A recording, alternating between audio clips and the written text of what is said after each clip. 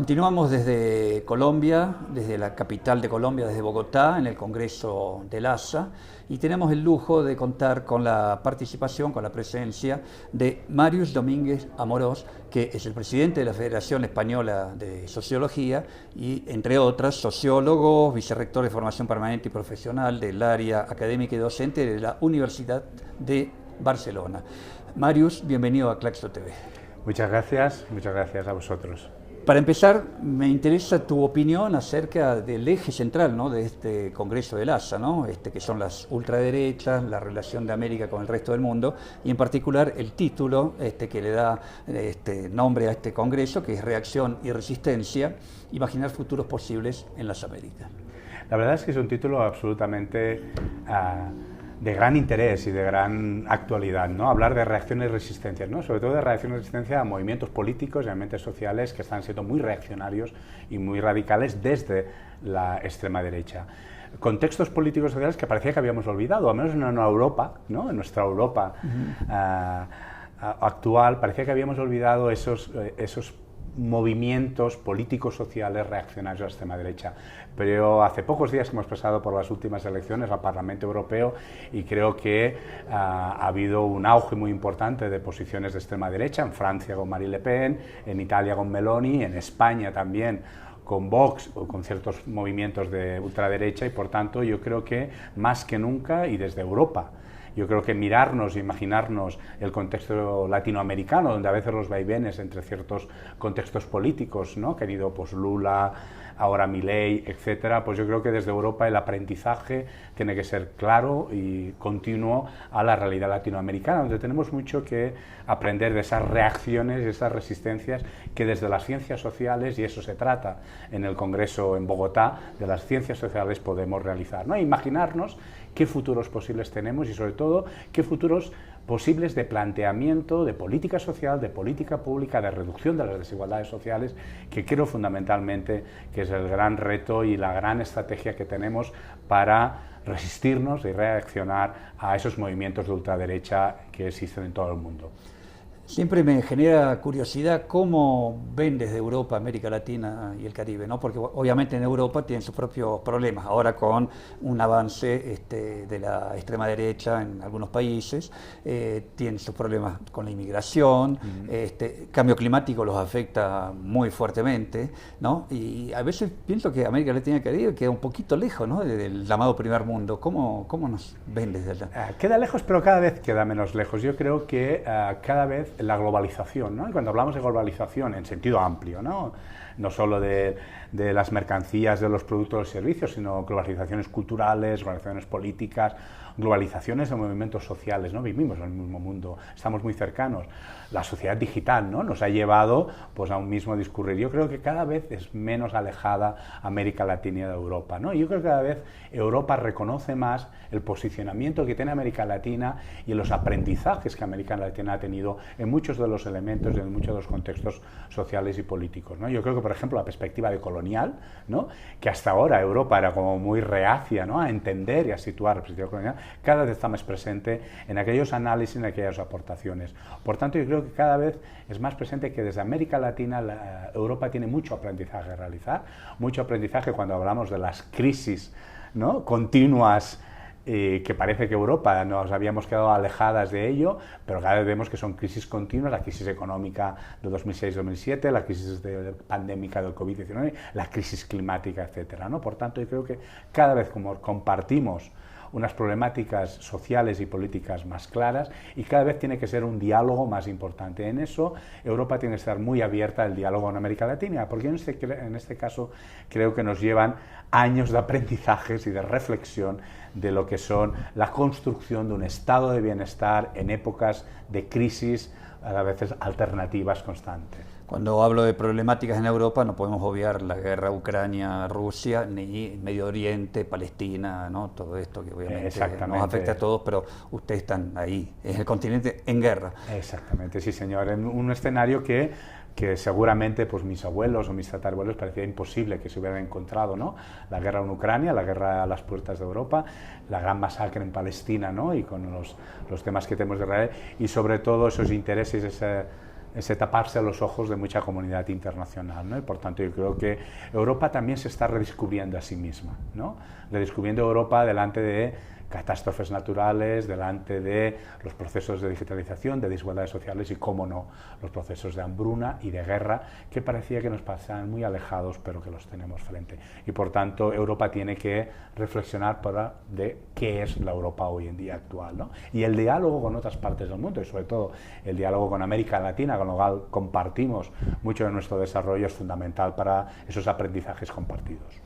Volviendo a América Latina y el Caribe, estamos viviendo un momento, no digo que es único, que nunca haya existido, pero sí muy dual, ¿no? Con el avance de algunos gobiernos populares, bueno, Lula fue muy importante para todo el continente, muy recientemente la continuidad de México, pero una continuidad muy particular, muy peculiar, con Claudia Sheinbaum, la primera mujer presidenta, y al mismo tiempo tenemos el avance de la extrema derecha, no solo en los gobiernos, como Javier Milei en la Argentina o en Panamá, etcétera, sino también el acoso de las extremas derechas a los gobiernos populares y progresistas, ¿no?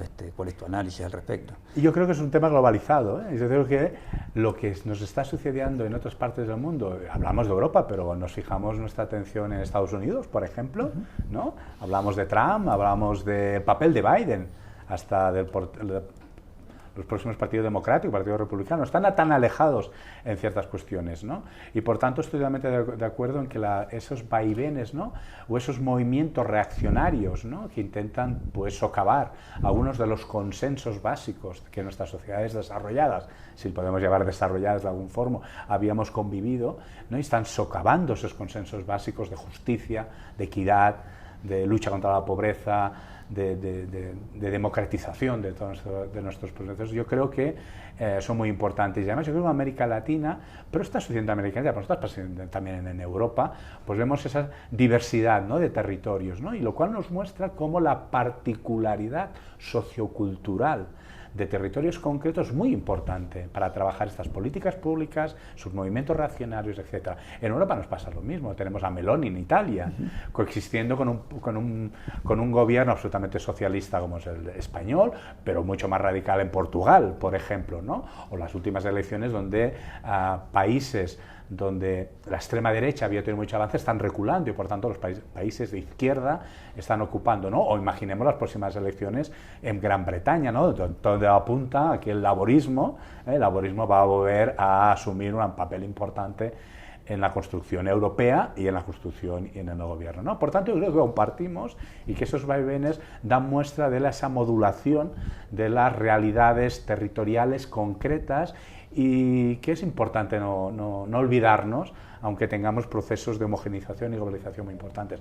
Pero el movimiento reaccionario de derechas está actuando a nivel global y por tanto yo creo que eso sí que es un gran aprendizaje y por eso tenemos que tener muy aprendizaje de cuáles tienen que ser las respuestas de política pública y política social de los gobiernos democráticos de América Latina, Europa y de todo el mundo. Una de tus grandes áreas de investigación son las desigualdades, tanto a nivel económico, político, cultural, digamos. ¿Cómo influye, digamos, este auge de la extrema derecha? ¿Aumentan las desigualdades con estos gobiernos o con esas políticas de extrema derecha? Aquí te voy a hacer un análisis voy a intentar hacer un análisis muy neutro como analista de los procesos de desigualdad.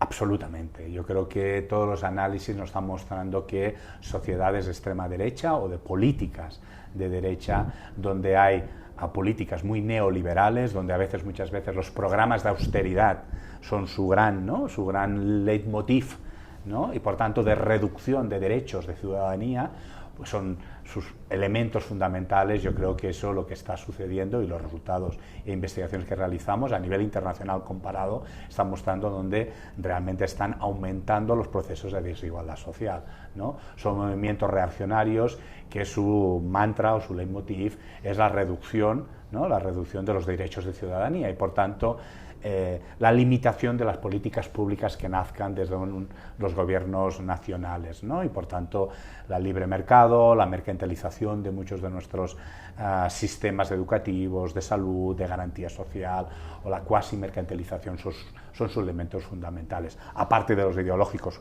como no puede ser de otra forma y por tanto yo creo que está más que demostrado que estos gobiernos de derecha pues están socavando muchos de los procesos de igualdad y de equidad social que habíamos ido trabajando los últimos 25 o 30 años. Para terminar, te llevo a tu participación en un panel que compartiste, entre otros, con Karina Batiani, que es Desafíos y políticas hacia la sociedad del cuidado. ¿Cuál fue, en muy pocas palabras, obviamente, tu eje de presentación? La verdad es que es un panel absolutamente muy necesario, ¿no? Porque cuando hablamos, por ejemplo, yo siempre lo defiendo desde el punto de vista, cuando hablamos del estado de bienestar, o lo que se ha llamado en Europa y en Norteamérica en los últimos años, ¿no?, el cuarto pilar del Estado, es hablar de cuidados. Es cómo nuestras sociedades estamos dando respuesta a las necesidades de la sostenibilidad de la vida cotidiana, ¿no? Y por tanto a estas sociedades del cuidado. Y por tanto el estado de bienestar y la configuración de los estados de bienestar tienen que dar respuesta a esto. Cuando hablamos de configuración del estado de bienestar estamos hablando del papel del Estado, del mercado, de la familia y de la comunidad, ¿no? Y en este caso yo creo que uno de los elementos en los cuales hemos discutido y hemos aportado mucho, porque yo creo que aquí los análisis desde América Latina tienen mucho más recorrido que los que hemos tenido en otras partes del mundo, es sobre todo cuando hablamos de los cuidados comunitarios, ¿no? La comunidad, ¿no? La comunidad como eje central de proximidad, de adaptación a un territorio concreto en esa satisfacción o esa cubrimiento de las necesidades de cuidado dentro de lo que es la sostenibilidad de la vida humana. Marius Domínguez Amorós, presidente de la Federación Española de Sociología, te agradezco por ayudarnos a reflexionar y por tus análisis. Un placer, y agradezco enormemente el papel que Claxo y sus medios de comunicación siempre han tenido como grandes precursores del análisis social a nivel contemporáneo. Muchas gracias.